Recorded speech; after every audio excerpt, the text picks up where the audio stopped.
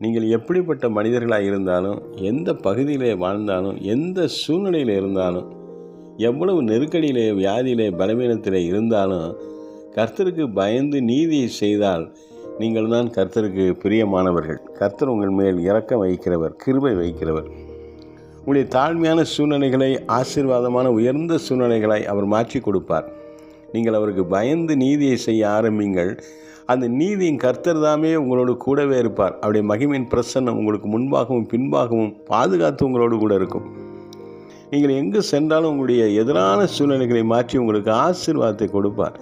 தடைகள் விலகும், ஆசீர்வாதங்கள் கடந்து வரும். பொருளாதார ஆசீர்வாதங்கள், சுகபலன், ஆரோக்கியம், தெய்வீக சமாதானம், தேவன் கொடுக்குற ஆறுதல், தேவன் கொடுக்கிறதான உயர்வுகள் உங்கள் வாழ்க்கையில் செயல்படும். கர்த்தருக்கு பயப்படுங்கள், அவருடைய நீதியை செய்யுங்கள். அவர் ஒருபோதும் உங்களை விட்டு விலகுவதில்லை. இதோ அவர் உங்களோடு இருக்கிறார். ஆமென்.